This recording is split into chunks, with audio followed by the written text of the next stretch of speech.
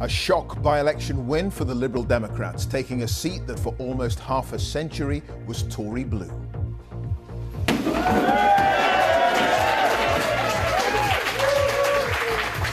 Victory in Chesham and Amersham say the Lib Dems is the beginning of the end of the Conservatives' electoral blue wall. Liberal Democrats came here as the underdogs, but we campaigned hard and we are sending a shockwave through British politics. But how worried should the Conservatives be? Also this lunchtime, new data shows a single dose of the Pfizer or AstraZeneca vaccine cuts the risk of hospitalisation by around 75%. Ministers say they feel deeply ashamed of low conviction rates for rape cases in England and Wales. A man in Greece admits killing his British-born wife and staging a robbery to cover it up. And a tale of heroism and survival, the woman who fought off a crocodile to save her sister. It grabbed her on the leg and her behind and tried to death roll her and drag her away. So I was beating it on its snout and it grabbed my wrist and my arm. So I had to beat it off with my other arm. And coming up on the BBC News Channel, Rory McIlroy stays in the hunt at the US Open. He's 3 shots off the lead in a weather-affected first round in California.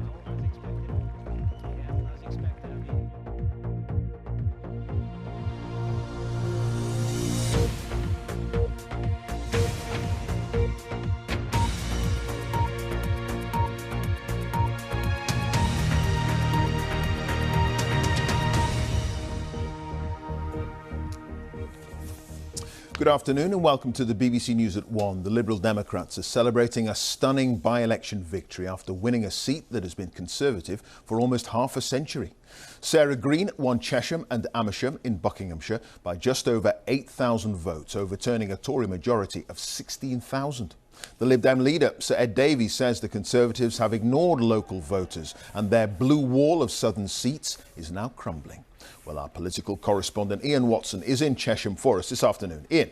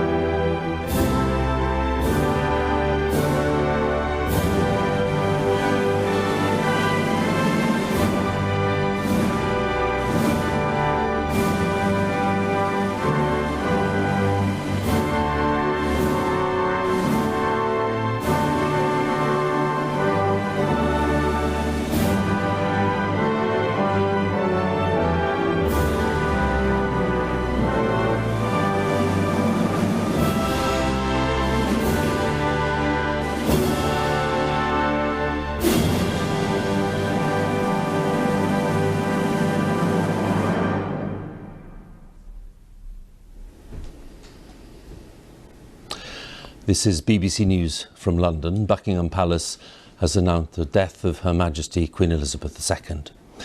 In a statement, the palace said the Queen died peacefully at Balmoral this afternoon. The King and the Queen Consort will remain at Balmoral this evening and will return to London tomorrow. The death of Her Majesty brings to an end the longest reign in British history, spanning 8 decades of immense change. Throughout that time, Her Majesty was the one constant presence in public life, a head of state who personified stability and reassurance. Her life had been dedicated to the service of the people, and her reign was characterised by a steadfast sense of duty. Elizabeth was just 25 when she came to the throne in 1952 on the sudden death of her father, King George VI, as Britain was still recovering from the Second World War. She was sustained by her 73-year marriage to the late Prince Philip, her strength and stay, as she once described him, who was at her side for 3 major Jubilee celebrations. Elizabeth II was the most widely travelled head of state in history. The Queen of 15 nations, head of the Commonwealth of 54 countries and territories. Her Majesty's death brings the second Elizabethan age to a close, and a long and momentous chapter in British life. A reign marked above all else by a sense of service to others. A reign unlike any other in the long history of Britain and the Commonwealth. Our royal correspondent, Nicholas Witchell, is with me as we report the news of the death of Her Majesty Queen Elizabeth II. And one thinks immediately, Nick, first of all, of the loss for the royal family. One does. This, for the nation, for them, this is an absolutely massive moment. The moment that so many people have dreaded for so long has come. It's a moment of great solemnity and national sadness. It's hard, really, fully to take it in. It's no great surprise, given her age and her declining health. But nonetheless, it is a very considerable shock to feel that she has died. Millions of people, I think, as they learn this news, will feel a sense of personal loss. And I think many people will find it rather disorientating. Let's just understand this moment. It isn't just the death of the longest lived, longest reigning monarch in British history, a monarch who has been there in the background to our lives for most of us, for all of our lives.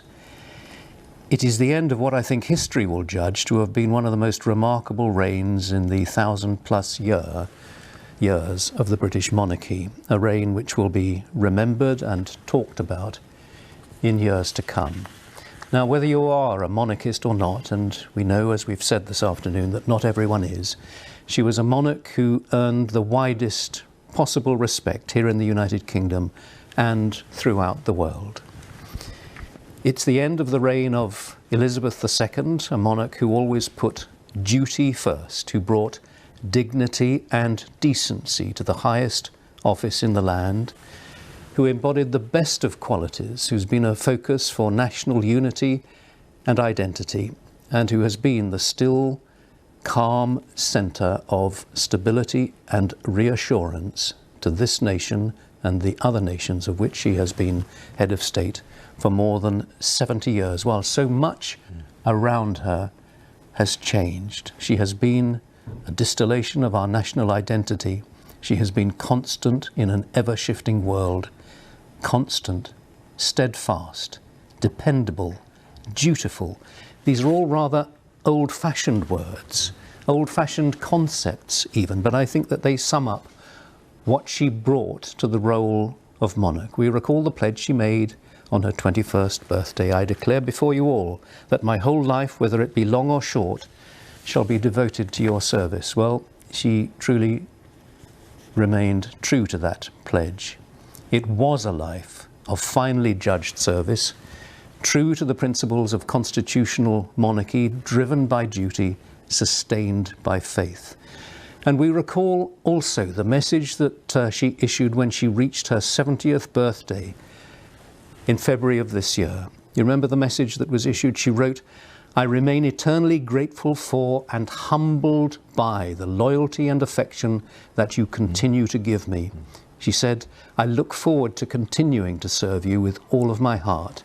And she signed that message, "Your servant, Elizabeth R." Well, that servant has gone. The end of the reign of Elizabeth II, Elizabeth the Great, as many people will regard her.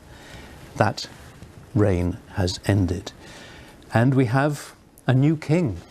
Yes. The crown passes invisibly, but immediately, imperceptibly. Charles is now our king and our head of state. Camilla is now queen consort. It remains to be seen what name he will take, but we will refer to him as the king, and he will lead the nation's mourning for his mother. As you say, she came to the throne just a few years after the end of the Second World War. She succeeded to the throne in 1952 after the death of her father. And on the night of her coronation, in a broadcast on the BBC, she said, "Throughout all of my life and with all of my heart, I shall strive to be worthy of your service." And as that message, and as the message she issued on the 70th anniversary of her accession showed, if there is one word that I think is the key to the success of her reign, I would suggest it's not actually duty, the word which is normally associated with her, it's humility. Because for all of the grandness of her position, here is the coronation, the imperial state crown being lowered onto her head by the Archbishop of Canterbury, for all the grandness of her position, it never went to her head. She had, I think, an instinctive understanding that as a hereditary monarch, she had to win the trust of the people of this country and the other countries of which she was queen. And that, I believe, is what she did. She gained it and she kept it. She kept the monarchy strong. Now, of course, there have been a few bumps along the way. It would be extraordinary if there hadn't been. Bumps which have almost without exception been caused by other members of her family. But she pursued her role with that sense of humility and by putting duty first. And she was at heart, people who knew her, it's funny to talk in the past tense now, Yes. isn't it? She was a very down-to-earth, a straightforward and unpretentious woman, rather reserved, certainly in her early years. There was none of that sort of vainglorious and overbearing behaviour that we've sometimes perhaps seen with other members of her family. For 70 years, she's been the constant, unchanging presence in the background to our lives, the head of the nation, as she's sometimes been referred to, above politics, but with a shrewd interest in and a grasp of politics and of political figures. So we now look back on, and there will be so many tributes now, as people take this in, as they come to terms with their own emotions. And I'm quite sure there will be many people who are very emotional at this moment, as they learn of this news, the death of the Queen. But this nation and so many other nations will now pay tribute to this long life of service which has now ended. Symbolised everywhere, Nick. The flags are being lowered, and the rainbow along with the lowered flag at Windsor, the favourite home of the Queen. So many years. Flags lowered already at Buckingham Palace. And so many elements, Nick, of your appreciation and tribute will be echoed by political leaders at Downing Street. We're expecting Liz Truss to say something fairly soon. The Prime Minister will offer her own sympathy to the royal family, and she will, of course, have her own words of appreciation for the long service of Her Majesty. And there'll be other political leaders too wanting to pay tribute to a lifetime of service, a lifetime of humble commitment to duty, as Nick was saying, and of taking the role as seriously as it's possible to take it. Very much in line with the teaching that her father had shared with her all those years ago in Buckingham Palace. King George VI, very proud of his two daughters, and took a long time to offer the experience and learning to his elder daughter Elizabeth. And there you have at the railings of Buckingham Palace, they are in line with tradition posting the formal notice. And that notice will say that Her Majesty Queen Elizabeth II has died peacefully today at Balmoral in Scotland. The age of 96, the longest reigning monarch in British history. a lifetime of service to people in the United Kingdom, throughout the Commonwealth, and in many parts of the world. An example of leadership which didn't stray into the realm of politics, and for lots of people the ideal symbol of what a constitutional monarchy should be like. Well, now the world has been told, and the official notice has been posted as the palace staff make their way back into what was the Queen's home. It is now the home of the King and the Queen Consort, because Prince Charles is now King Charles. It remains to be seen whether he will call himself Charles as king, but we are assuming that he will. And this now is the home of the new monarch, the King, and his consort, the Queen Consort. Crowds still gathering at Buckingham Palace because the news has travelled very rapidly here and at Windsor and at all the other royal residences. But of course people will be following these events closely on their televisions and their mobile devices and all kinds of different means of spreading the news and social media as people come to terms with what's happened. And as Nick was saying memorably a few moments ago, it's a seismic event. It's the longest reigning monarch in British history who's left us at the age of 96, and it's not a surprise when someone of that age suffers ill health and eventually passes away. But what is left, of course, is the reflection on what was achieved and the kind of life that was led and the sense of duty and the sense of loyalty and, as Nick was saying, the sense of humility, which seems rather bizarre to say for a monarch, but someone who had a sense of service to others.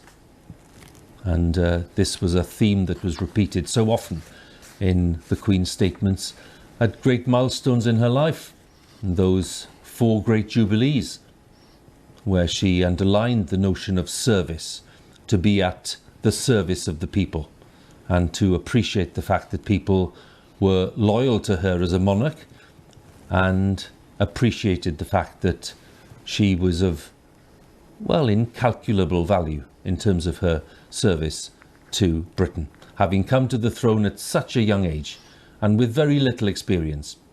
At the age of 25, when she didn't expect to be in that position at all, her father suddenly dying in his 50s.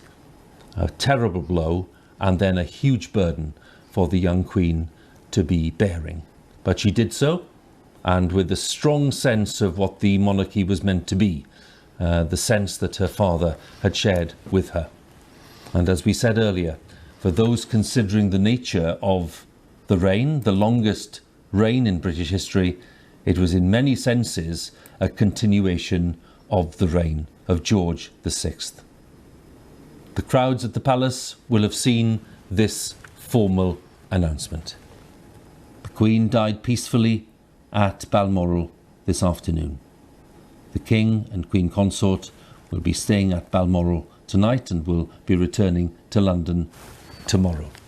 And that is the formal announcement to the world in the traditional way, the printed statement being fixed to the railings of Buckingham Palace. And that, when we see that, Nick, that is the chapter completed. And the vehicles there outside Buckingham Palace are stopping. The word will be reaching people. People will be very shocked, I think, by this. I think it is very hard to take it in. But there is, as you say, the news. The Queen died peacefully at Balmoral this afternoon, so presumably she must have died before the members of her family arrived at Balmoral. But they will have known, as they drove in through the gates, they will have known that the Queen, their mother or their grandmother, had died. It doesn't make any reference as to whether the King was at her bedside, but we do know that Charles and Camilla had travelled across to Balmoral Castle, so one presumes that they will have been there at the end. And the Princess Royal as well, one must assume, though they have not said that. And of course there will be many arrangements, but before the arrangements there will be all the tributes. And those will be on a scale that we have really not seen before. No. They've started, Nick, already, as you can imagine. President Biden, the White House, he and his wife saying our hearts and thoughts go to the Queen's family and the British people, of course, coming from our strongest ally. So you'd expect the statement to be warm and sincere, as it is. But as you say, Nick, it'll be just the start of countless tributes from world leaders, religious leaders, and of course, I think it's right to say this, from millions of people, from ordinary people who will want to be sharing their sense of loss. Yes, yes, and that sense of loss will be deep and it will be widespread.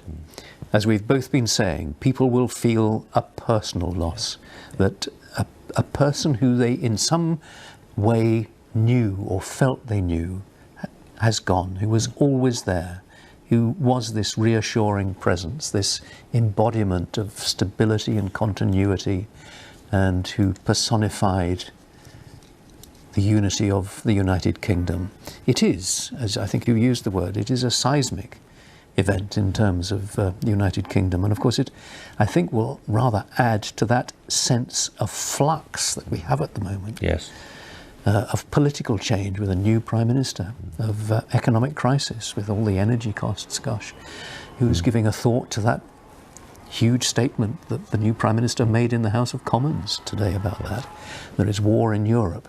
Well, the monarchy, in one of those hard to put your finger on ways, is a stabilising and unifying force, and that will be the challenge now for Charles as king, and he, I'm sure, will want to act quickly. He will lead the mourning for his mother, for the Queen, but he will, I'm sure, also want to just indicate that he understands what is required as a constitutional monarch. He has already indicated that he does completely understand that it is a different role, that he will have to give up his interventions, but I think that he will reign in a slightly different way. I mean, the fundamentals are the same, but each monarch brings something of their own personality to the role, and I think that Charles will try to continue his interest in some of those issues without in any way allowing politics or a political scope to come into it. I'm told, Nick, that we are expecting a statement from the new king fairly shortly. So when we have that, we'll bring it right away. And as we look at these rather nice images of Her Majesty, of course, engaged in one of the endless official engagements that she's done over the years.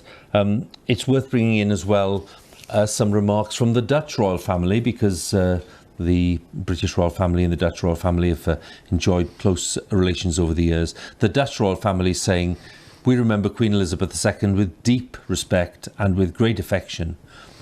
Steadfast and wise, she dedicated her long life to serving the British people.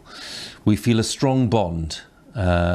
This is the King of the Netherlands. "We feel a strong bond with the United Kingdom and its royal family, and we share their sorrow at this time. And we're very grateful for our country's close friendship, to which Queen Elizabeth made such an unforgettable contribution." King Willem Alexander and Queen Maxima and Princess Beatrix of the Netherlands offering their tributes. Just worth underlining the scale and the importance and the impact of what we are reporting today. It is a huge milestone in the history of the United Kingdom.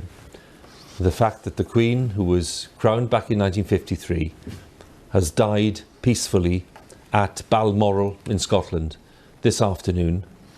The King, that is King Charles, and the Queen Consort will be staying at Balmoral this evening, and then we will be expecting them to return to London tomorrow.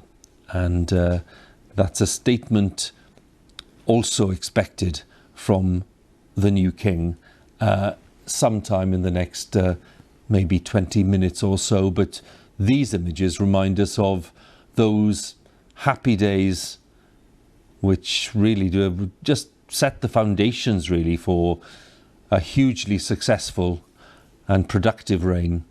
Coronation Day back in 1953, Queen Elizabeth, the Queen Mother, just on the right hand side there, the Duke of Edinburgh just behind her. But the Queen, the young Queen, became Queen at the age of 25, acknowledging the huge crowd that had gathered on Coronation Day back in 1953, where we're looking at the woman who would become the longest reigning monarch in the history of the United Kingdom.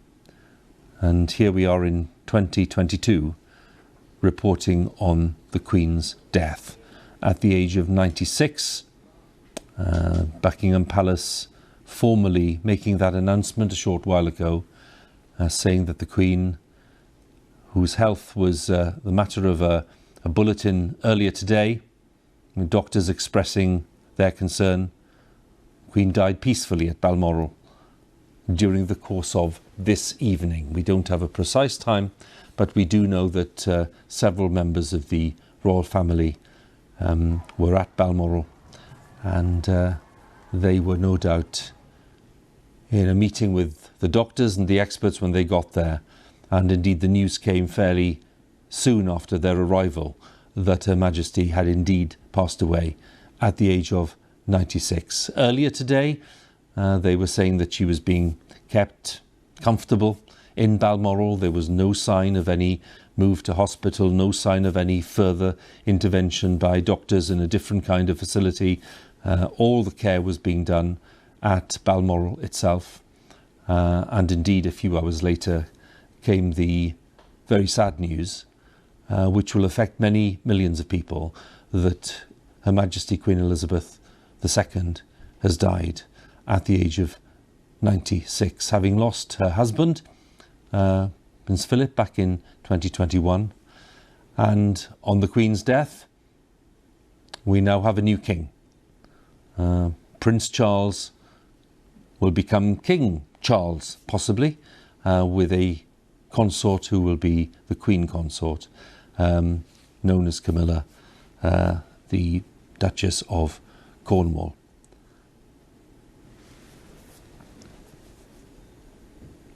Buckingham Palace has announced the death of Queen Elizabeth II, the longest serving monarch in the history of the United Kingdom, and the commanding presence in British public life for more than 8 decades.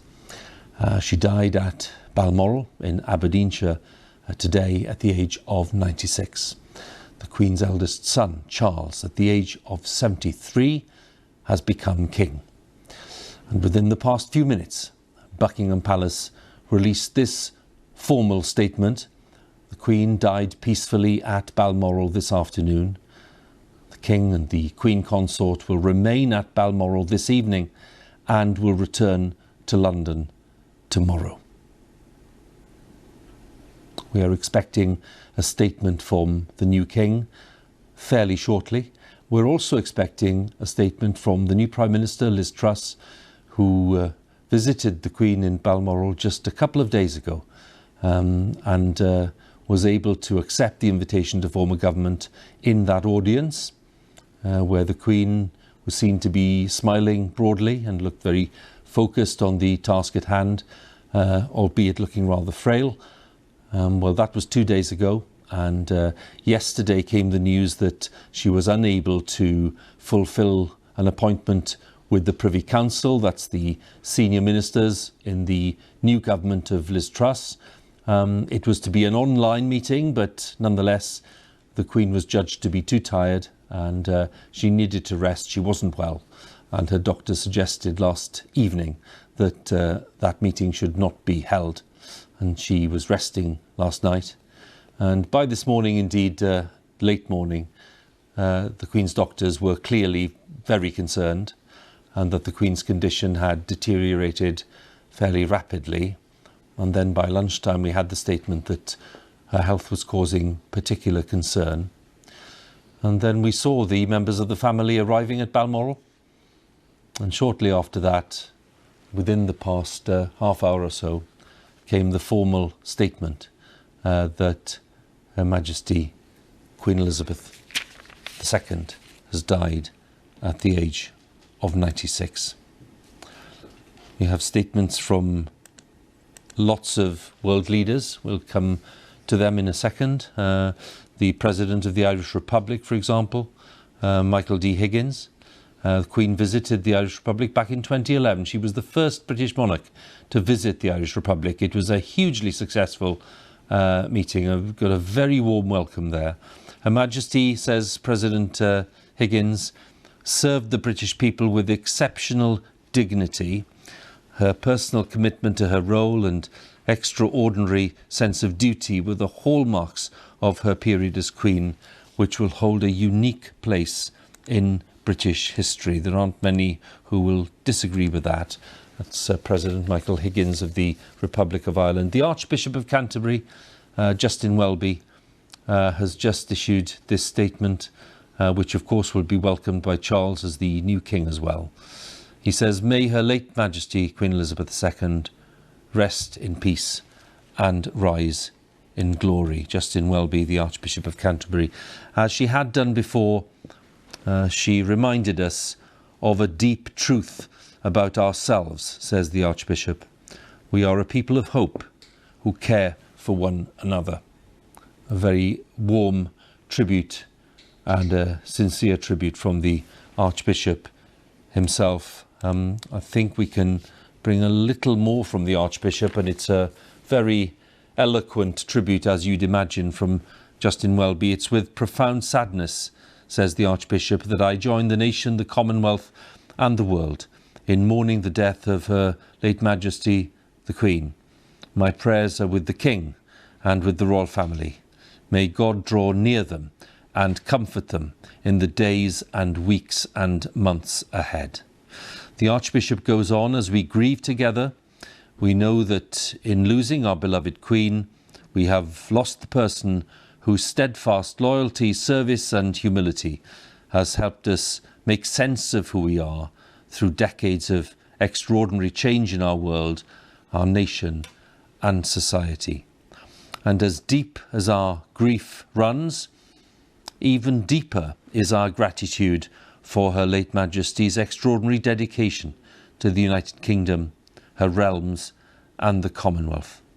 Through times of war and hardship, says the Archbishop, through seasons of upheaval and change, and through moments of joy and celebration, we have sustained by Her late Majesty's faith in what and who we are called to be." The Archbishop of Canterbury, Justin Welby, with that moving statement. We also have a statement from the King, from Charles, who became king on the death of his mother. And Charles says this: "We mourn profoundly the passing of a cherished sovereign and a much-loved mother. I know her loss will be deeply felt throughout the country, the realms and the Commonwealth, and by countless people around the world." The tribute there by the new king, by Charles, who became king immediately on his mother's death. So the tone, as one would expect, is loving, it's warm, it's respectful, and it just underlines the affection in which the Queen was held. We are expecting the Prime Minister in just a moment, Nick, but that statement was moving, wasn't it? It was, yes. My beloved mother, a moment of the greatest sadness for me and all the members of my family. Interesting that it's not signed as King Charles. There's no name on it. It has been suggested that he might take another name as king, but I suspect it'll be tomorrow before we learn that. But yes, it's quite hard to sum up the profound nature of this moment, isn't it, really? They have lost their mother or their grandmother. They must grieve privately, but Charles must now begin to assert himself and begin his reign. I'm sure he will travel around the country. He will, I mean, this is challenging. It would be challenging for anybody. And we're about clearly to hear now from the Prime Minister.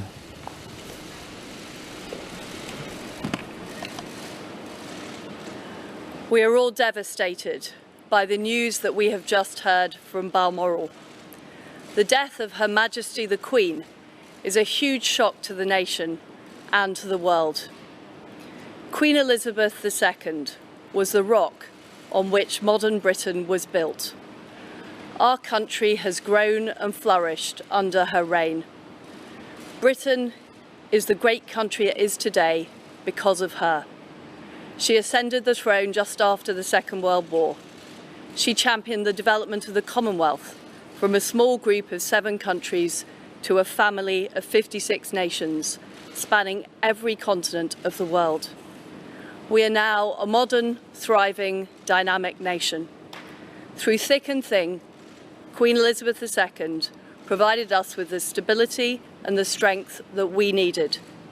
She was the very spirit of Great Britain, and that spirit will endure. She has been our longest ever reigning monarch. It's an extraordinary achievement to have presided with such dignity and grace for 70 years. Her life of service stretched beyond most of our living memories. In return, she was loved and admired by the people in the United Kingdom and all around the world. She has been a personal inspiration to me and to many Britons. Her devotion to duty is an example to us all. Earlier this week, at 96, she remained determined to carry out her duties as she appointed me as her 15th Prime Minister. Throughout her life, she's visited more than 100 countries, and she has touched the lives of millions around the world. In the difficult days ahead, we will come together with our friends across the United Kingdom, the Commonwealth and the world to celebrate her extraordinary lifetime of service. It is a day of great loss, but Queen Elizabeth II leaves a great legacy. Today the crown passes, as it has done for more than 1,000 years, to our new monarch, our new head of state, His Majesty King Charles III. With the King's family, we mourn the loss of his mother, and as we mourn, we must come together as a people to support him, to help him bear the awesome responsibility that he now carries for us all. We offer him our loyalty and devotion, just as his mother devoted so much to so many for so long. And with the passing of the second Elizabethan age, we usher in a new era in the magnificent history of our great country, exactly as Her Majesty would have wished, by saying the words, "God save the King." The Prime Minister, Liz Truss, who was installed at Downing Street just a couple of days ago, having met the Queen in that audience, really presenting her own tribute with some personal elements in that, but also revealing something which we were hoping to hear, either from the Prime Minister or from the Palace, which is that Charles will be known as King Charles III, Nick, and that is at least confirming the title that he has adopted. Yep, that answers that question. And of course, for him, for Charles, there will be conflicting emotions at this moment. Yeah. There is the great sadness that he refers to in his statement of the loss of his mother.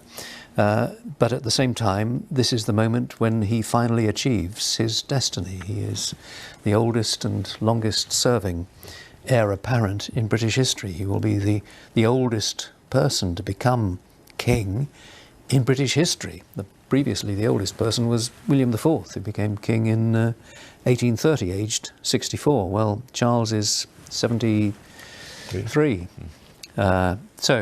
And he will know that this is a challenge for anybody to step into the position so successfully occupied for so many years by Elizabeth II.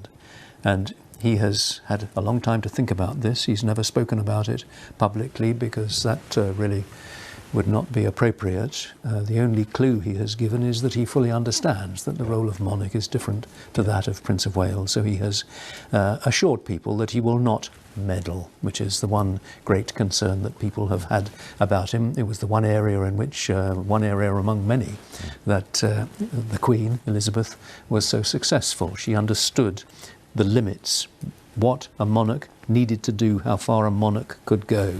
And Charles, one can be confident, also must understand that. So he will reign in his own way, but within the constraints of the constitutional monarchy. So he understands that, though he may, I think, attempt to be a little bit more proactive than the Queen has been throughout, or the Queen was throughout her reign. He, I think, will attempt to use the convening powers. But that, again, that is really all for the future. He will, I think, travel around the country. He will want to establish himself, want to lead the nation's mourning for his mother, now that the reign, the long reign of Elizabeth II has ended. I just want to share again the statement made by the new king. This is the statement by King Charles III, and he says, the death of my beloved mother, Her Majesty the Queen, is a moment of the greatest sadness for me and all members of my family. And Charles goes on, we mourn profoundly the passing of a cherished sovereign and a much-loved mother.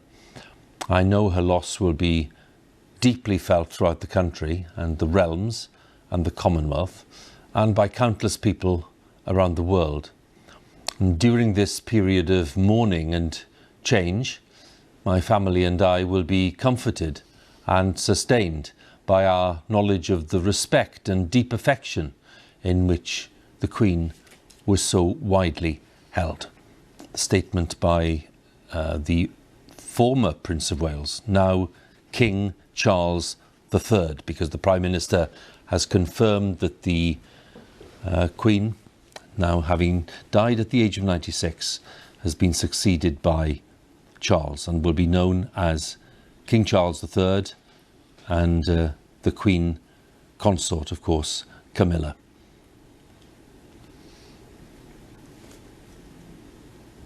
Let's go to Downing Street then, where the Prime Minister Liz Truss has just delivered her tribute, and join Chris Mason, our political editor. The Prime Minister certainly wanted to pay tribute to the Queen's long record of service, Chris, but also wanted to, I suppose, introduce a little bit of a personal element, in the sense that she said that the Queen for her had been very much someone who'd inspired her over the years. Yes, that's right, Hugh, and a Prime Minister just 48 hours in office, tasked with finding the words for such a profound moment in our country's history. Just picking out a few of the sentences that struck me in the statement from Liz Truss just a few moments ago. The rock on which modern Britain was built, she reflected about Her Majesty the Queen. Britain is a great country today because of her, and because of her stability and strength, that she encapsulated and personified, the Prime Minister said, the spirit of Great Britain. As you just mentioned in conversation with Nick, the news from the Prime Minister that the King will be known as His Majesty King Charles III. And then the profound solemnity and gravity of those final words from Liz Truss. God save the King. When we look at the change that's now happening, Chris, because clearly there are big implications for Downing Street and government, given the very strong axis that exists between the office of the monarch and the executive and parliament in this constitutional monarchy that we have. What will be happening, do you think, now in terms of the administration in Downing Street? What are the things that they will need to come to terms with, given that we now have a new monarch?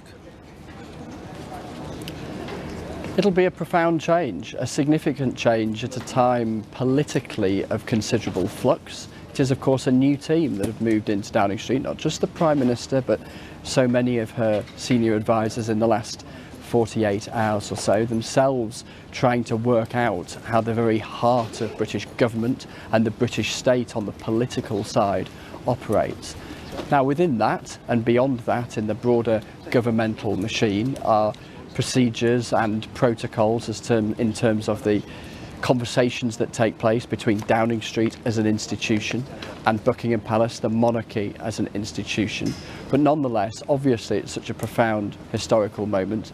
Things will change. A Prime Minister who had just had a single audience with the Queen, that first audience also being her last one. And in future, of course, those audiences, they are gatherings that take place once a week, where the Prime Minister heads to see the monarch and has a period of time privately in their company, knowing in the political world it being the one opportunity where you can talk very candidly to someone without the prospect of it being leaked, that in the future for the Prime Minister will be very different from the one that she might have anticipated, from the one that so many of her predecessors, 14 of her predecessors, have enjoyed, that conversation that they had with the Queen, more recently taking place remotely, traditionally taking place physically at Buckingham Palace, where Prime Minister after Prime Minister, 15 in total, including Liz Truss, were able to spend that time with the Queen and tap into a well of knowledge and savvy and wisdom about world affairs that was unprecedented. A stateswoman of a longevity greater than any other on earth. And with that, Prime Ministers would so often reflect in interviews and in their memoirs just how valuable a relationship that was. Firstly, as I say, because it was grounded in that sense of solemnity and privacy, but secondly, because of the wisdom and experience that the Queen was able to bring. Chris, for now, many thanks. Chris Mason, our political editor. And as you can imagine, lots of political leaders are wanting to pay their own tributes. From Scotland, and of course, let's just underline the fact that the Queen passed away at Balmoral in Aberdeenshire. So the First Minister of Scotland, Nicola Sturgeon, has been sharing her response to what's happened today and the Queen's death. She said it was a profoundly sad moment for the UK, the Commonwealth and the world. And then the First Minister goes on to say the Queen's life was one of extraordinary dedication and service. And she said, on behalf of the people of Scotland, I convey my deepest condolences to the King and to the royal family. The First Minister of Scotland, Nicola Sturgeon, with the statement that she issued just a few moments ago.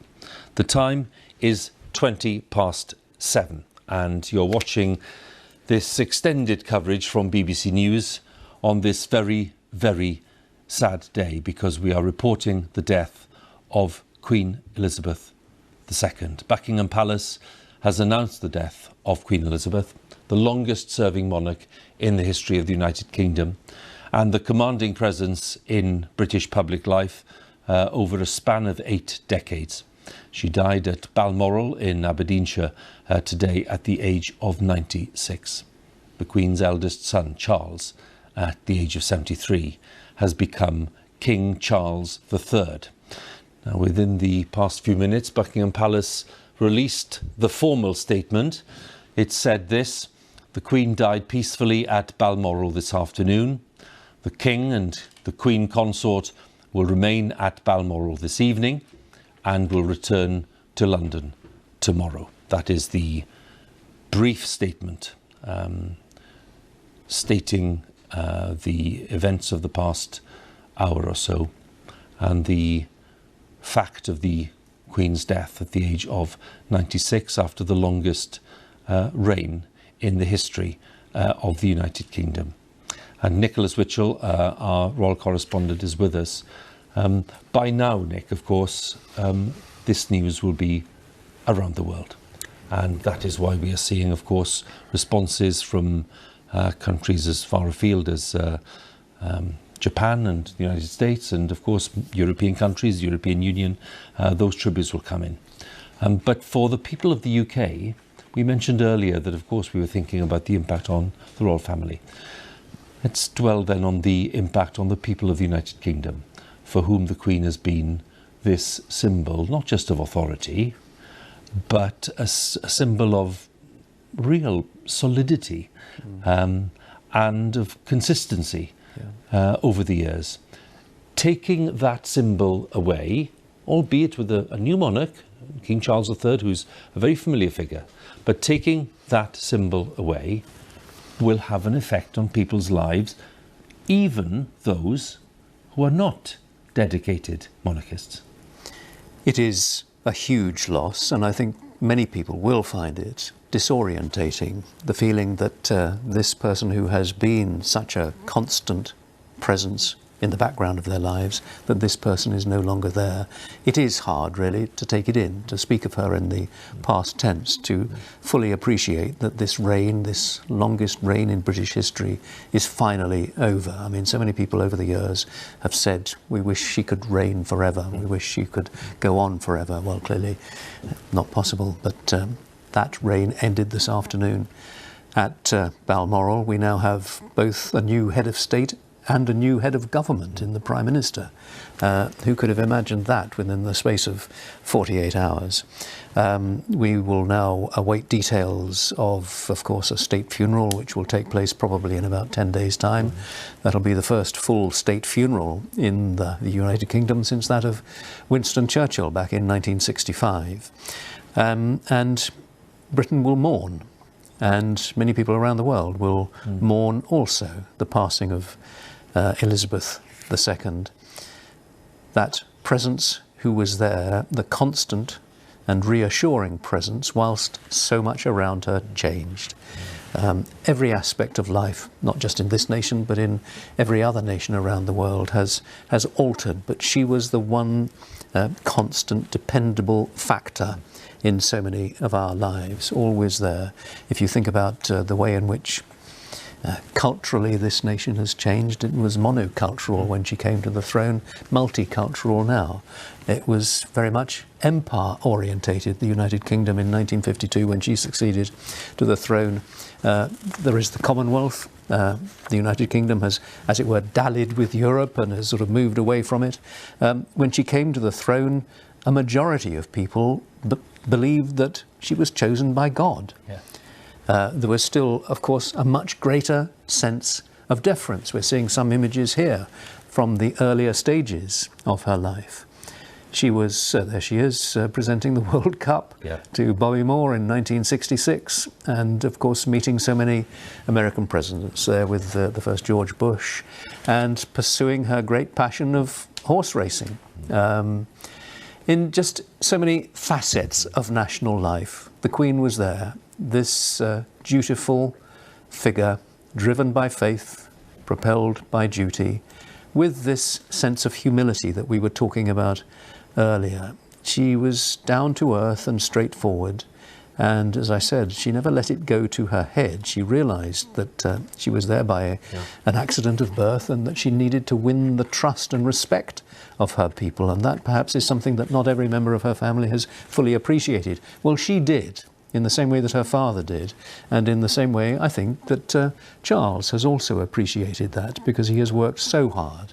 Prince Charles, you know, been a few controversies and difficulties for him, but he has set out during his time as Prince of Wales to win the respect of people and to show that he is worthy of the office and the position to which he has now succeeded. There he is with his mother. He is now mourning the loss of that mother and the loss of the Queen as he becomes king. Now, we must assume that the Prime Minister, Liz Truss, has not, as it were, jumped the gun in naming him as King Charles III. It's not been confirmed by Buckingham Palace, but we must assume that that is correct. Just as you speak, your timing is impeccable. Clarence House has literally, in the last couple of seconds, confirmed that it is King Charles III. So Well done on prompting that. Very good. Very good. So it is King Charles III, that's official. And I'm just going to interrupt a second, Nick, if I may, because Boris Johnson, who of course was Prime Minister until just a few days ago, has issued this statement. It's fairly lengthy, but I'm going to just read through it because well, you'll understand why. This is our country's saddest day, says Boris Johnson. In the hearts of every one of us, there is an ache at the passing of our Queen, a deep and personal sense of loss, far more intense perhaps than we expected. In these first moments since the news, I know that millions and millions of people have been pausing whatever they've been doing to think about Queen Elizabeth and about the bright and shining light that has finally gone out. These are the words of Boris Johnson. She seemed so timeless, he says, and so wonderful that I'm afraid we've come to believe, like children, that she would just go on and on. And Mr. Johnson says, wave after wave of grief is rolling across the world, from Balmoral, where our thoughts are with all the royal family, and breaking far beyond this country and throughout the great Commonwealth of Nations that she so cherished, and which cherished her in return. As is so natural with human beings, it is only when we face the reality of our loss that we truly understand what has gone. And it is only really now that we grasp how much she meant for us, how much she did for us, how much she loved us. Boris Johnson continues, as we think of the void that she leaves, we understand the vital role that she played, selflessly and calmly embodying the continuity and unity of our country. We think of her deep vision, her wisdom. Oh, well, they've left the fine weather behind, Clive. Look at this. This is a picture of Inverness right now. This is where the sunshine is. It's not further south, as we've seen. In fact, this persistent rain will continue throughout the rest of today, continuing to give difficult driving conditions, spray and standing water, and some further likely flooding. In fact, it could even give some thundery rain. It's all tied in with this area of low pressure. It's very welcome for the gardens, but there's a brisk wind with it, and it could, as I say, turn a bit thundery. And some places have already had a month's worth of rain, so it's about 50 millimetres of rain. There'll be more in the next few hours, as you can see. But a very different story, as I've said already, further north and further west, across the west of Wales, northwest England, Scotland and Northern Ireland. Very few showers actually today compared with yesterday, a light breeze, feeling pleasant. But as well as our rain, we've got quite a brisk wind coming in off the North Sea, so temperatures are lower than yesterday, but it's still muggy. It's really quite close out there, despite that heavy rain. Now, that heavy rain is having a positive effect on the levels of pollen for those who've really been struggling with the very high levels in recent days across central and eastern areas, but where we have the sunshine, clearly it's still very high. And will it have cleared that rain in time for the football match this evening in Wembley? Well, it's touch and go. As you can see, it's starting to pull away, but leaving some showery rain behind. So I think as the play continues through the evening, hopefully by the end of play, the main rain will be over. But it does look like a wet affair travelling to and at first. It will clear, though, through this evening and overnight, and with it, it takes the humidity. So a much more comfortable night for sleeping in southern and eastern areas if you've been struggling, like I have. Of course, elsewhere, we had a fresher night already last night, and that will again happen tonight, giving some sunshine tomorrow. Quite a bit of cloud across England still to break through in the morning, but otherwise it looks drier and brighter for most as well. Perhaps a few more showers dotted around Scotland, Northern Ireland, and later in the south as well. But it will feel pleasant with those light winds, and it will be a drier, brighter, warmer day across southern and eastern days, and not so humid either. However, that doesn't last. The humidity returns, we think, through Saturday night. Bit of a dog's dinner as we get into Sunday. The devil's in the detail, if you like. We've got low pressure coming from the southwest, one moving up into the North Sea. So it does look more unsettled and more widely unsettled with that rain reaching other areas. If you have got plans for the weekend, please do stay tuned to the forecast. Don't make this the last one that you see, and you can keep up to date on the warnings as well, Clive, on the website. OK, Helen, thank you. Helen Willis there. And a reminder of our top story. The Liberal Democrats are celebrating a stunning by-election victory after winning the seat of Chesham and Amersham, which has been Conservative for almost half a century. That's it. So, goodbye from me. Now on BBC One, let's join our news teams where you are. Have a very good afternoon.